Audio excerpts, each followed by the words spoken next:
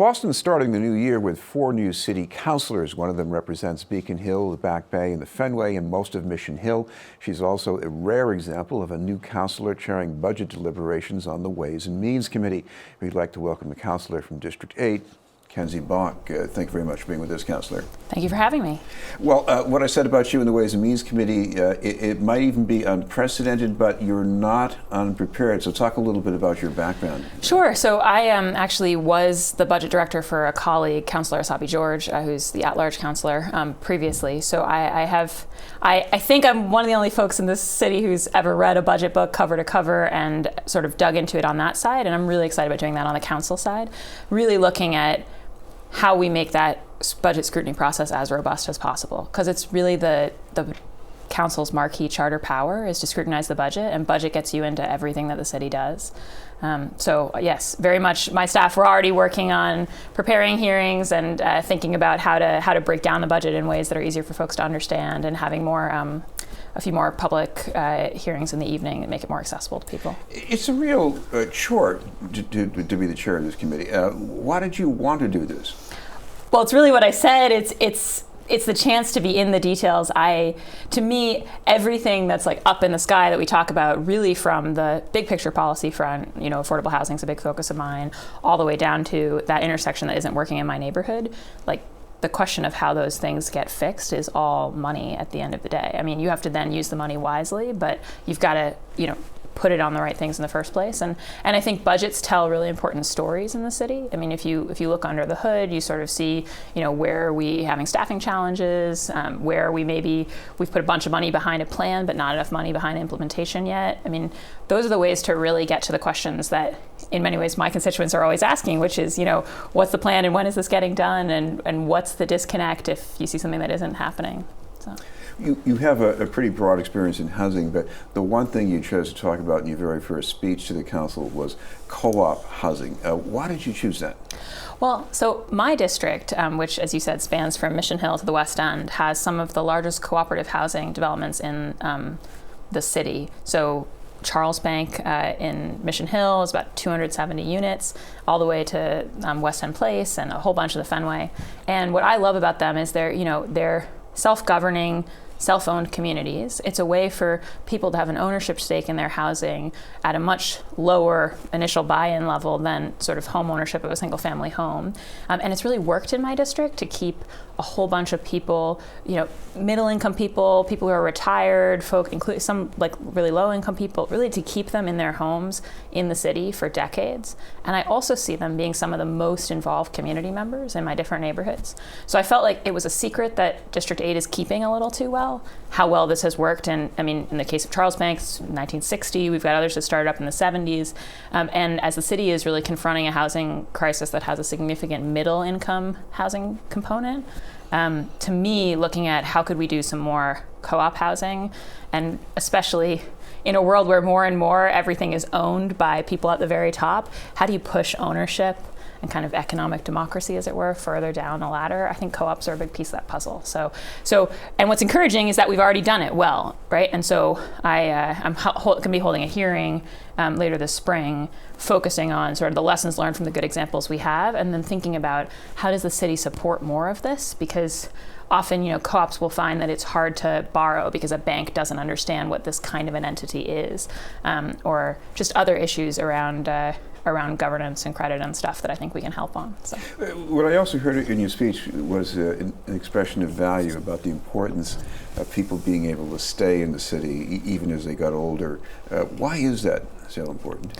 Well, I mean, as I said in that speech, a community that doesn't have homes for its youngest people. We've seen that we're really, we saw some recent reporting about how much we're losing young families and young kids from the city, and doesn't have homes for its elders. I mean, that's not a human community. Human community is supposed to bridge across the entire lifespan. As you saw the speech, so I honored a Tuskegee Airman, Woody, who lives in my district, who's just this unbelievable resource to all of us. I mean, who has been involved with Charles Bank since it got started in 1960, knows that whole story, but has also been a civil rights, advocate and just an amazingly accomplished man. And I just think about how totally precious it is to keep housing for those folks. And if we move to a city model where the only people who get to live in the city are people, households making dual current incomes, and if you're not earning yet, and if you earned in the past, you're out. That's just, to me, it strikes at the heart of what community and neighborhood is supposed to look like. So. One other housing question, the mayor's administration has come out with some reports showing that the price increases for rentals and even for sales of houses and condos are moderating, at least in the overall picture. What do you make of that? Yeah, so I think we would hope that with the amount of supply that Boston has been adding, that we would see a little bit of that kind of moderation, and it is encouraging. But it's, those reports are all averages across the board, and so I think you still see that in certain neighborhoods, that's really not the story of what's happening yet. I also think that the reality is, even with, to some extent, it's like the increases are moderating, but we're still at a place that's increased so much that it's not accessible to a lot of our families.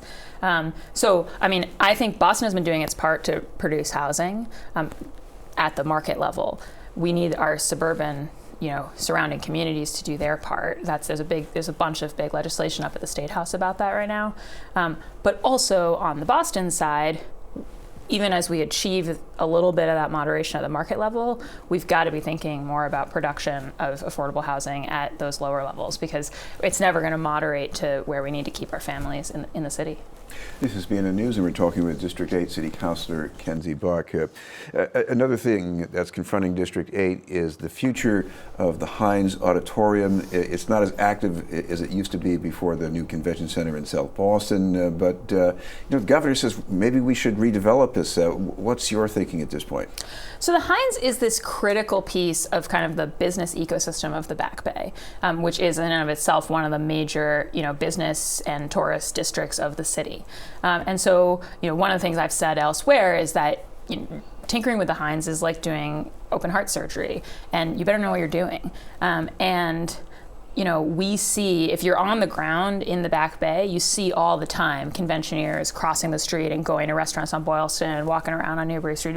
You really see how that big, large entity connects to all of the kind of small business ecosystem. And then there's the hotels, right?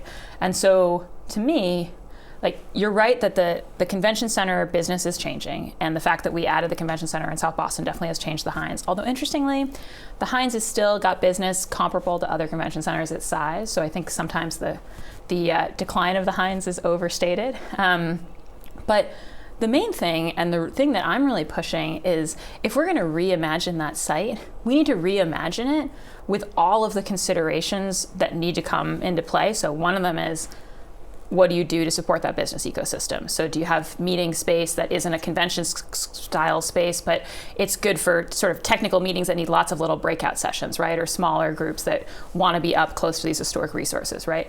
But there's also, are we creating some space that maybe we could put to public uses? Is there, a space for, there's not a school in that whole part of my district. There's not a community center.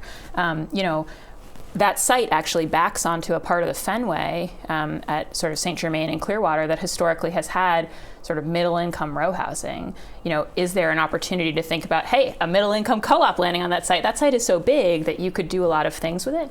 The thing that will prevent us from doing any of that imagining is if the governor sells the Hynes to the highest bidder and just makes that the condition of what's going to happen there. And I think there we're very likely to get a sort of, a use, maybe it's a luxury housing tower that drives the highest sales price, but then has a lot of dark apartments, isn't driving the kind of business that we would want to see, isn't providing those public uses. To me, as a piece of public land, this is a huge opportunity, and we've got to be talking about that, and we've got to be involving the community. Everyone in the Back Bay found out about this proposed sale of the Hynes from the newspapers. That's not the way to handle this. So it sounds to me as if, whether you make this a joint venture between the city and the state, or even just the city taking the initiative, it seems like you got to have a plan and a vision out there. Otherwise, no one's going to take you seriously. Absolutely. And that's why I've actually been working with Senator Brownsberger, our state senator, and Representative Livingstone and Santiago, and then also actually my counterpart, Councilor Flynn, who abuts as well. And we're actually having a big community meeting on May 7th. So it's Saturday, May 7th, to to sort of get folks in a room and talk about that vision, because actually there's a ton of things that are coming up. I would say there's no lack of vision, but I think you're right that we have to have a kind of coherent picture of how we want this process to move forward. But to me, the number one thing is, are you in a process where you've decided that what's going to set the pace and sort of drive the decision making is the highest bidder? Or are you in a public disposition process with a wider lens, right? And I would say right now, the default legislation sets us too much on that primary path. Also, I think there are real concerns because of easements that constrain that site about whether there even are multiple bidders who can build like the luxury tower. And if in fact there are not, that may drive the highest sale price down. So the worst thing for us would be to really gut the Back Bay business ecosystem, not get something satisfactory in return, not have those public uses, and the South Boston Convention Center project isn't even funded at the scale anticipated because it's not, because the value is not there. So for us, the value is clearly there, but it's public value, and we need to be thinking as a whole community about how to unlock it. Finally, I want to ask you about another public treasure, Steve Ross. I found out about his passing from your Twitter feed, as it turned out. His son, Mike Ross, was one of your predecessors, and I guess you at least knew Steve Ross indirectly from your work at the BHA. Yeah, I had met him a couple of times, and he was very close with my mentor, Bill McGonigal, who passed away actually in October at the Housing Authority. And he was Steve Ross was larger than life. He was obviously a Holocaust survivor and somebody who really, took the message of the importance of Holocaust memory out into the community. Really was the driver behind the New England Holocaust Memorial that we have downtown across from City Hall that I think means so much to so many of us.